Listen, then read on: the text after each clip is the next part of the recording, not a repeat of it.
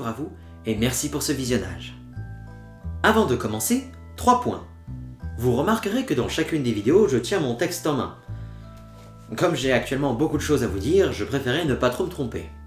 Initialement, la présentation ne faisait qu'une vidéo, mais j'ai dû retourner des scènes et la diviser en 3 pour que cela soit plus abordable. Il y a donc des différences entre les vidéos et quelques éléments dissonants. Cependant, je vous souhaite un bon visionnage et vous remercie encore de votre intérêt pour ce projet.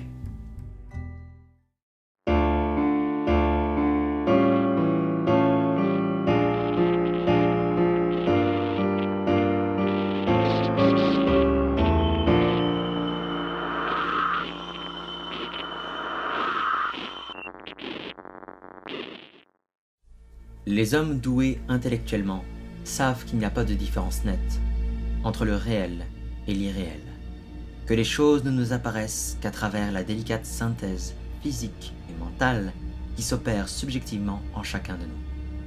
Mais le matérialisme prosaïque de la majorité condamne comme folie les éclairs de voyance qui déchirent, chez certains, le voile habituel de l'empirisme banal. Howard Phillips Lovecraft, Les autres dieux et autres nouvelles, extrait de la tombe.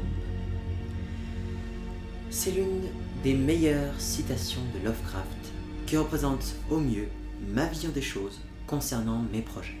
Ma relation avec Lovecraft a démarré par la découverte des jeux de rôle à mon adolescence.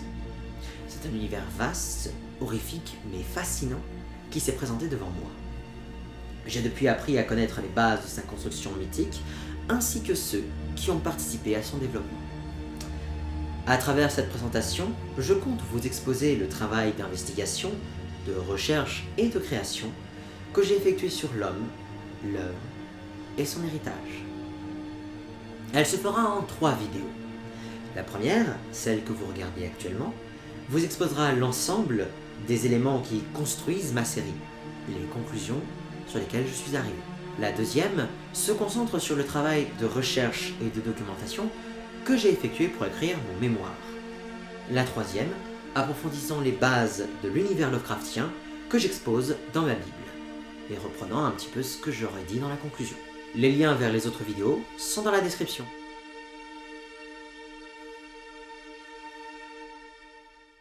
Comme vous le verrez dans les vidéos de mon mémoire et de ma Bible, bien que plusieurs films et une série ont adapté l'univers, celui-ci n'est jamais vraiment sorti de son cadre intime et de niche. C'est une occasion unique de pouvoir utiliser un univers qui n'a été que trop peu exploité, mais qui est très attendu par le public. L'univers de Lovecraft est en pleine expansion. Le fait qu'une série de HBO ait exploité le nom de Lovecraft, alors que de mon point de vue, rien ne le relie à cette série, prouve que la vague d'intérêt pour l'auteur commence à monter. Voici donc les éléments clés qui forment le cœur de mon projet. Avec une série sur l'univers de Lovecraft, nous avons le choix d'une grande diversité de lieux et d'époques différentes. Nous pouvons même changer le cours de l'histoire comme bon nous semble, et revisiter des événements historiques pour créer des histoires dystopiques et uchroniques en tout genre.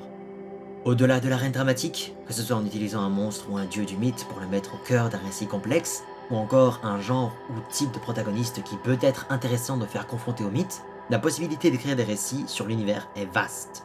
Les limitations sont très minces, et on peut se permettre de réutiliser des personnages, des lieux ou des époques en changeant de point de vue.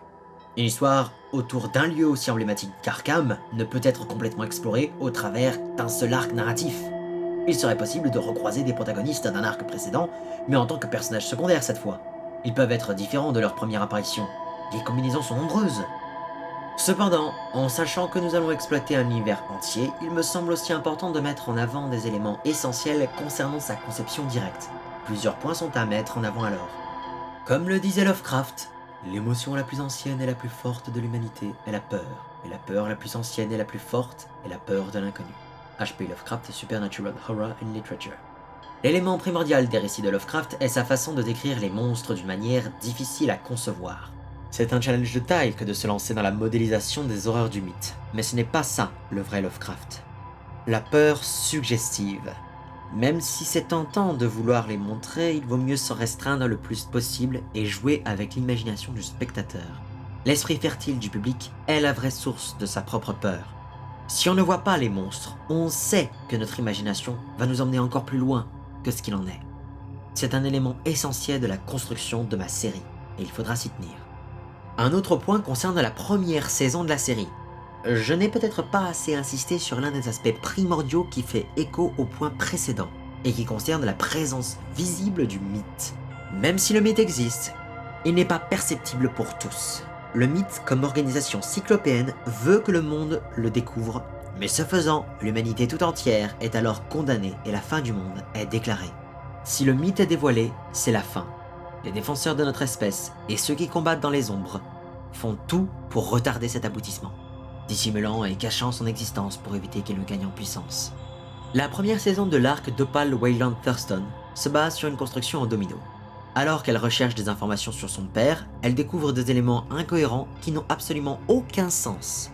Elle fera face au mythe sans savoir qu'il existe. Et c'est à la toute fin, lorsque le gardien la tiendra dans ses filets, qu'il lui révélera son existence. Toutes les pièces d'informations éparses vont s'assembler pour former la réponse à toutes ces incohérences. L'existence du mythe, de ses créatures les plus horribles et diaboliques, à ses dieux cyclopéens et abominables. C'est le sentiment de désespoir et d'impuissance face à des êtres aussi titanesques qui fera basculer le destin d'Opal dans la folie, et la mort en fonction des besoins de la série. Le dernier point concerne le mythe en lui-même. Je le dépeins dans le synopsis de ma série comme une sorte de mafia occulte. Ce n'est pas complètement vrai et en même temps c'est un peu plus vaste qu'une simple mafia. C'est une religion et un ordre secret, une organisation à l'échelle de l'univers, un empire en conflit perpétuel. Une guerre qui oppose des êtres au-delà du possible et où l'humanité s'est retrouvée coincée au milieu de tout cela, et ne sert que de serviteur, au mieux, et de ressources, au pire. Ce conflit a commencé bien avant notre existence, et il continuera certainement après. Ce qui m'amène à cet élément important. À notre niveau, nous ne pouvons que blesser le mythe, mais jamais le tuer. Quand Lovecraft écrit « N'est pas mort ce qui a jamais d'or », et au cours des siècles peut mourir même la mort. Il entend par là le fait que même certaines choses que l'on peut penser mortes ne sont en réalité que dans un état de sommeil et que le temps n'a pas de prise sur eux, puisqu'ils sont immortels. Quand on fait face à ce genre de désespoir, c'est là que l'humanité doit s'endurcir et combattre. Mais affronter le mythe, c'est sombrer progressivement dans la folie, car ces créatures de cauchemar qui le composent sont capables de modifier notre perception de la réalité, et de nous changer complètement, bouleversant les lois du possible et du réel. Paradoxalement, en apprendre plus sur le mythe, c'est obtenir le pouvoir de se battre contre lui. C'est retourner les pouvoirs de l'ennemi contre lui-même. Dans ma Bible, je mets en avant l'animation comme élément important de la réalisation de ce projet. Je maintiens ce point car je pense que cela nous permettra une plus grande liberté de représentation et nous permettra de réaliser ce projet malgré la crise sanitaire actuelle. Cela nous enlèvera le choix des décors, les costumes et les déplacements des acteurs dans les divers lieux de tournage à travers le monde, etc. etc. Les monstres seront ainsi plus facilement modélisés, quand ils le doivent, et interagiront mieux avec les personnages. Mon choix s'est porté sur le studio d'animation Unity-Image qui propose un rendu très réaliste et collerait parfaitement à l'imagerie de l'univers. Comme premier jet, j'ai voulu vous donner une représentation de ces créatures de cauchemar dans un rendu 3D en pause. J'ai réussi à contacter une jeune étudiante en animation qui a alors volontairement accepté de reproduire 2 monstres de l'univers. Cela dans le but de vous montrer les possibilités de réalisation que l'on peut faire pour ces 10 monstres. Elle recherche des stages en animation, n'hésitez pas à me demander ses liens et adresses pour la contacter. J'ai rédigé et documenté un mémoire sur Lovecraft au cinéma. J'ai écrit et développé une bible sur l'univers de Lovecraft. Tout cela pour attirer votre attention sur ce monde que peu de gens ont réussi à exploiter jusqu'à présent, malgré les nombreuses tentatives. Une galaxie d'histoires s'offre à nous. Accepterez-vous de m'apporter votre soutien pour voir ce projet se réaliser ?